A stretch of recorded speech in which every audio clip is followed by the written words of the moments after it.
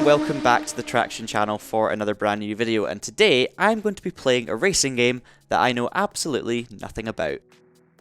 The 26th of May marks the release date for anti-gravity racer Redout 2. And I thought it would be the perfect opportunity to try out the original Redout, which was released back in 2016, because right now as I'm making this video, it is free in the Epic Games Store. So the original is 6 years old now, was developed and published by 34 Big Things, and actually co-published by 505 Games, who are also involved in Assetto Corsa Competizione, which I do know a little bit more about. The game runs on Unreal Engine and, like many other anti-gravity racers, is inspired by the likes of Wipeout, and Pacer, and F-Zero, and Roll Cage, and Grip.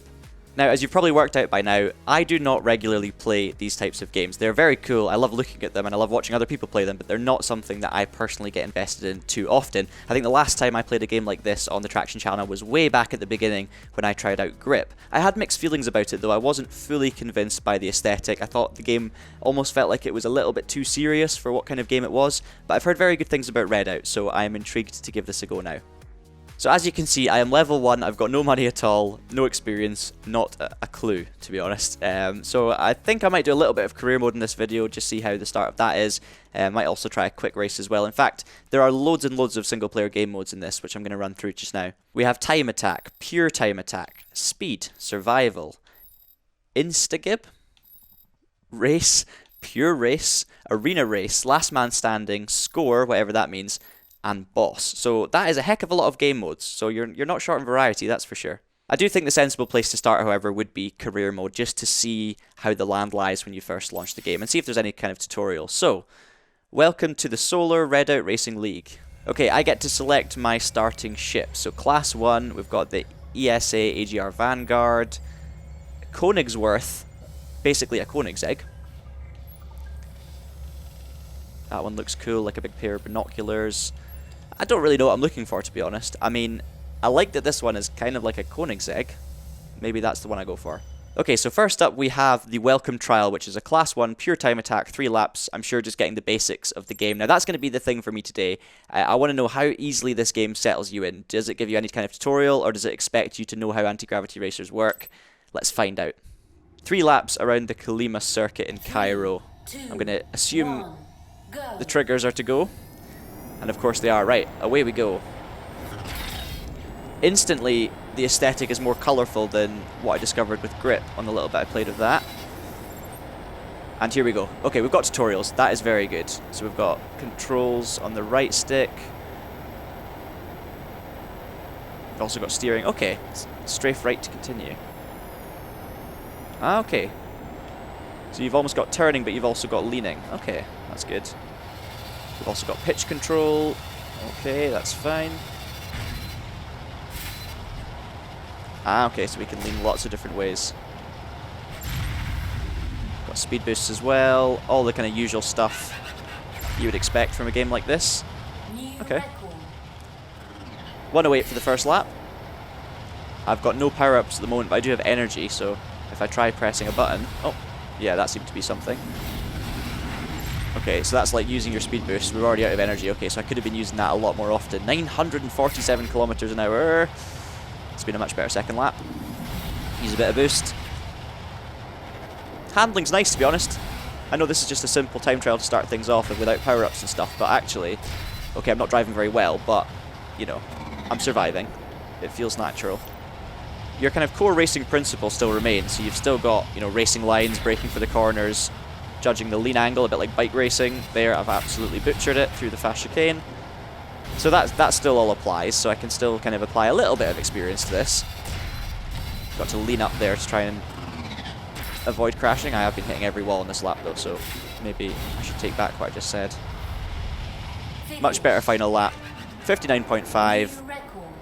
Happy enough with that start. Congratulations, gold medal awarded. $6,000 in the bank, 1,750 XP, and I am now level 2, whatever that means. We have Sunday Calima race. Okay, so we've got a 2-lap race. I think, is that the same track? If I click on this. Yeah, I think it is the same circuit, so we should at least know a little bit about where we're going. 5 opponents as well, 3, 2, starting from the back. 1, go. And we're away, right. Let's see what we can do. Already up into the lead. Not quite. Gonna make a move on worst. There we go. Use a bit of speed boost. We've also got a health bar as well, which I wasn't paying any attention to during the time trial. I'm really impressed visually by this after only one race. Like, I've only seen one venue, or one circuit I should say, one location. But I like the colour palette. The graphics look really good as well. It's on pretty high settings. This is a high spec PC, but everything's pretty much on ultra. And it does look really good. That was terrible driving though. And we've lost the lead. Is there any slipstreaming in this anti-gravity racing? I highly doubt it, considering there's no actual gravity. And therefore, well, I don't know if there is any wind. Probably no wind. Do we have any different camera views? Yeah, triangle to change view, so we can kind of go for a nose cam. Oh, we've got a cockpit camera as well. That's cool. You've got a speedo. Yeah, I like that. What else have we got? Bonnet cam, I guess you could call it. And then back to chase cam. Okay. Fairly standard racing game camera angles. But yeah, it looks good. Nice and clear. More crashing. To the finish. Race win in our first race. Not quite as fast as lap time. But there we go. Congratulations. Gold medal awarded. Okay, so with that level up to level 3, I have unlocked power-ups, which is where things are going to start getting interesting. We have a different circuit now, time attack. I think it's still in Cairo, so it still should look fairly similar. But if we click on power-ups, do we have anything? You can purchase and install power-ups on your ship. Okay. Active power-ups need to be manually fired during a race. Okay, do we have any active power-ups that we can add? I don't think we've got any yet, so we're probably going to pick them up in the next event. So let's jump in and do it. Oh, it looks like a train track almost. And that looks like a jump to me as well. Alright. 45 seconds is the gold time target.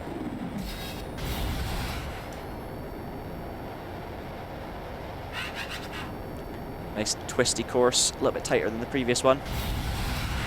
We have, of course, already seen trailers for Redout 2, so we know visually the game's going to look good. And considering this is 2016, how good it's performing and how good it looks anyway, I definitely think it's going to be spectacular. That was dreadful.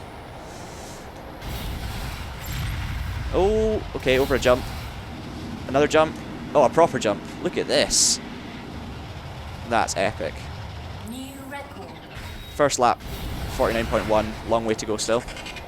I'd love to hear your guys' thoughts on anti-gravity racers. Like, would you call them racing games? Would you call them something completely different? Would you say it's its own genre? Because obviously anti-gravity is quite popular. There are many video games that are based on this idea.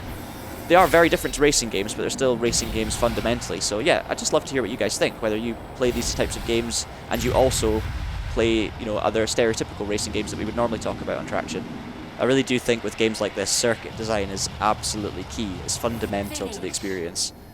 They need to be engaging and interesting. You need to kind of have a sense of wow factor as soon as you unlock the next one. Silver medal awarded. First silver though. I could have bought power-ups for that event, which is probably why I got silver, and I failed to notice that, so that is on me. Okay, I think we're going to go for this one because we get a little bit more grip and a bit more speed. This is an active one, so if I can purchase that.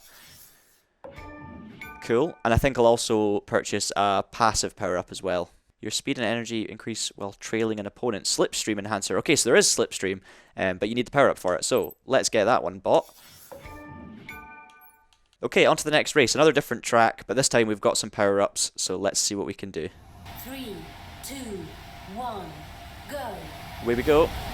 So if I slipstream other people, I'm going to have more speed. And more grip, maybe. Can't quite remember, but that's good. I can definitely do that. I think my boost recharge is quicker as well. Now, how do I use the active power-up? That's what I need to work out.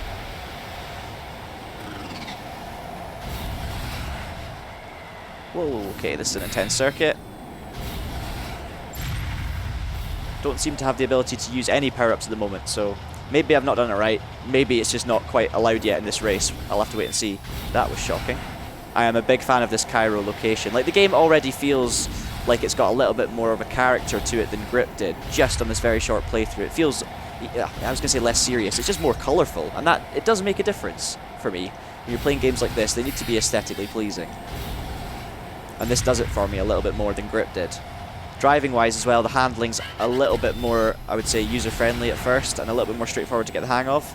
Not that I'm any good at it yet, but I do feel, you know, like it's manageable and I'm beginning to understand it. That was a 4th place finish, which is not great.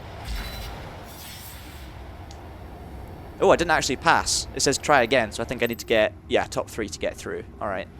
Just forgetting to steer with both triggers as well. That's something I need to get used to. Back into the lead. It's a short race, this one. Oh, that's terrible. I can't do the slow corner very well at all. Oh.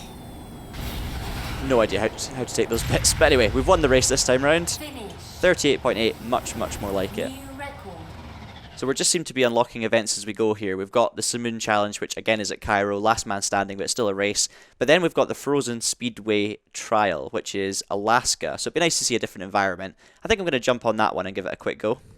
This definitely looks very different in terms of colour, different energy. 3, 2, 1. Feels a little bit darker and a bit colder and a bit more serious. Right. Let's see how this differs. We do seem to have power-ups this time. Need to work out how to use them, because I really don't know at this stage. Okay, that did something, and I don't know what. No idea what's going on here. This is incredibly chaotic.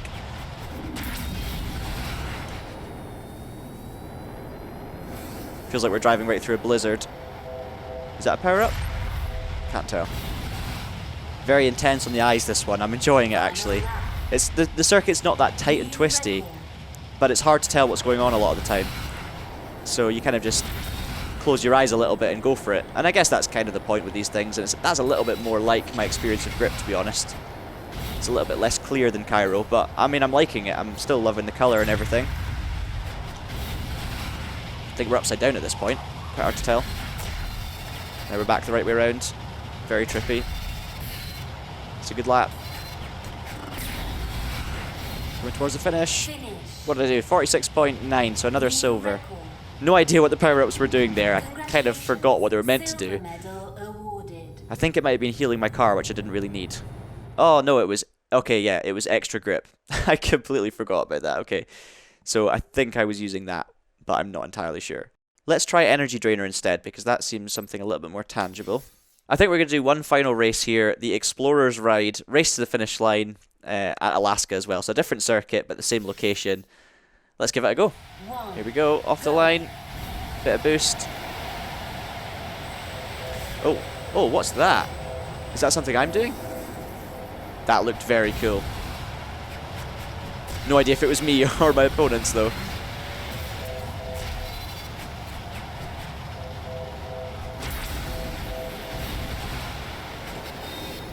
Oh, someone's done something to me there. Glitching out, got cracked screen, all sorts. Now if I hold down the trigger, I need to be within range of someone, I think, to steal their energy. I've kind of got no idea what's going on in this race. It's a little bit chaotic. I'm still struggling really to understand the power-ups and what they're actually doing and be able to tell when they're happening. And my health is quite low because I've been crashing my ship. Oh dear. Speaking of crashing your ship, that's our first big one. Clearly, I have a heck of a lot to learn with these kind of games. Like, I'm not just going to jump on, having not played them at all and be in any way good at them. So I would need to spend a lot more time to really get to grips with them and begin to get the most out of them, which, you know, I'm clearly not doing. However, they don't, you know, this game specifically, and I had the same thing with Grip, they don't really pull me in and make me want to buy the next one that comes out. Like, I'm not feeling right now like Redout 2 is going to be my kind of game.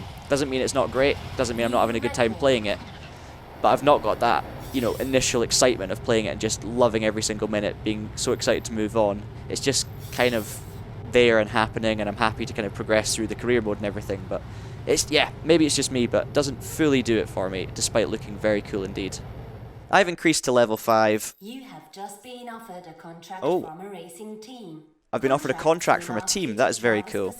Also, that narrator and their slow speaking is very frustrating. So the contract, it tells you need to win the next event, it tells you what power-up you need to have equipped, and it gives you the reward as well. So that's very cool, and you can't really alter stuff. You've got to stick to the contract or else it'll be broken.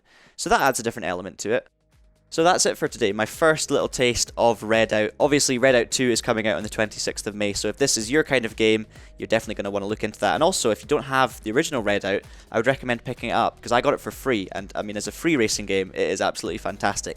I'm not sure it's my kind of thing, I'm not sure if it's the kind of game that I would be spending my money on. Similar to Grip, I had fun with both of them. I actually think I prefer Redout to Grip, but neither of them's truly blown me away, to be quite honest. But that's just a personal opinion. If this is for you, then yes, Redout 2, make sure you get your hands on it, and I'm sure it's going to be a great game. Also keep an eye on the Traxion channel as well, because we will be reviewing Redout 2, and it won't be me reviewing it, it'll be someone who really knows how to get the most out of it, which is going to be great. So as I say, subscribe to the Traxion channel and hit that notification bell if you want to catch that review as it comes out. And until I see you next time, thank you so much for watching, keep it pinned, and have a great day.